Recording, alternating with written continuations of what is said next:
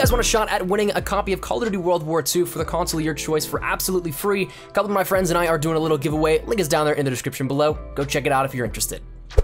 When we think about DLC weapons within Black Ops 3, we usually think about weapons being completely just copied and pasted from whatever game they were originally in into Black Ops 3, or sometimes they're even a little bit of a nerf to them so that some attributes are lesser than that of their original files, and as such, it kind of dilutes the pool a little bit where these weapons might not necessarily be the best comparison to the base weapons, so that it kind of takes that pay-to-win mentality off the table, whereas most weapons actually in Black Ops 3 are lesser than that of the base weapons. That's always an interesting comparison, but one thing that I want to compare actually as of recently is the XMC better than the MSMC? Taking that statement that we just made about a lot of people thinking copy and pasting from previous games into Black Ops 3, does that actually stand up? So I thought I'd run through a little bit of a statistical breakdown here for you guys, testing some things that I personally figured out and that some were already previously known, but I wanted to compare the XMC to that of the MSMC and see which is better, because it actually might surprise you. So let's jump in with the classic, the MSMC. Let's break this down a little bit, tell you guys the attributes statistically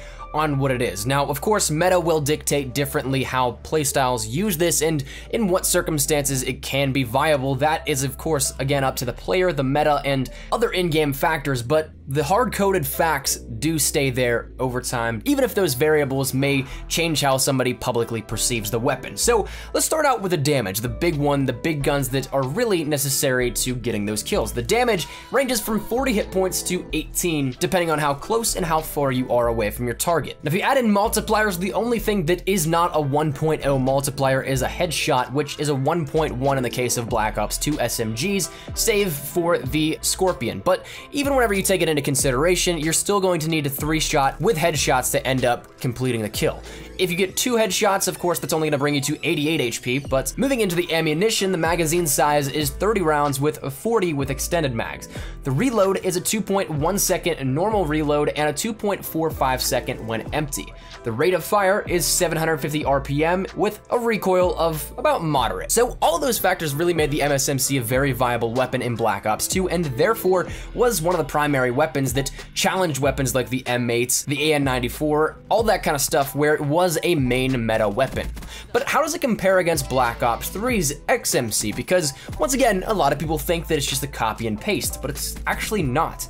When you take a look at it, the XMC has a damage of 40 to 19, with a multiplier once again of a 1.1 to the head, but a 1.0 to the body. So again, you're gonna need a 3-shot to kill in the headshot, so nothing varies there except for at range.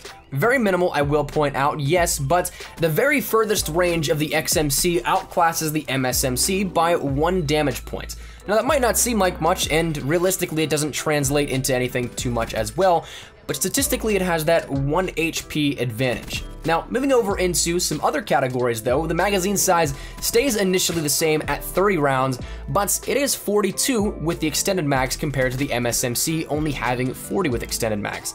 As for the reload, this is the one where I kind of really found it outclassing the MSMC a little bit more. The normal reload time is 2.05 seconds, which compares to the 2.1 normal reload, but you can negate it at a 1.16 second and cancel remaining animations.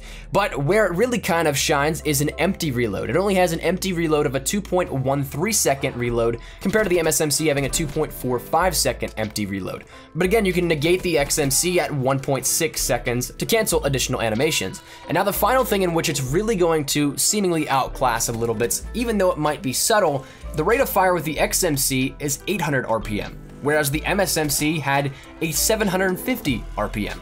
So those 50 extra shots per minute can definitely, in a close quarter situation, help out a little bit. And that's not even with rapid fire. And now we get to the last stat that I want to break down, that being the recoil. This is actually something in which it's low to medium, so low to moderate, as we're going to compare to the MSMC, the terminology we use there.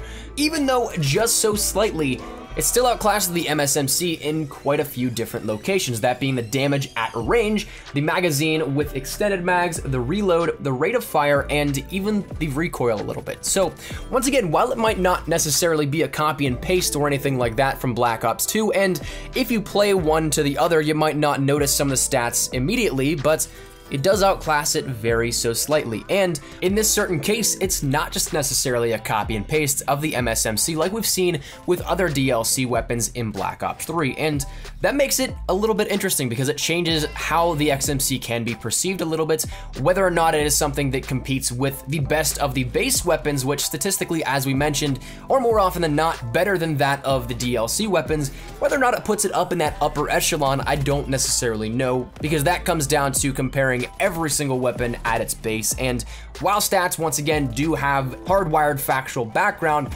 meta does dictate how some work better than others in some cases. But nonetheless, I'd love to get your thoughts and feedback here on this. Have you guys noticed any differences from the MSMC in Black Ops 2 to the XMC in Black Ops 3? And do you think that one is necessarily better than the others? Maybe once again, it might feel a little bit different compared to one or the other, even though the stats may indicate that they definitely are different. I'd love to get your thoughts and feedback here on this. What do you think? Do you think one is definitely head and shoulders better than the other? Could you notice any differences if you did not have the stats pointed out to you, or whatever it may be? Let me know your thoughts down there in the comment section down below. But hopefully you guys enjoyed. I kind of want to now dive deeper into more DLC weapons if there are more that are not just copy and pasted. If that's something you want to see, let me know down there in the comments as well, and drop a like if you guys did enjoy. Lets me know that you guys did enjoy this and you guys may want to see more type of weapon comparisons like this while we still have a little bit more time in Black Ops 3's life cycle. And of course, if you guys are new to the channel, make sure you guys subscribe to stay up to date with everything we have here regarding Black Ops 3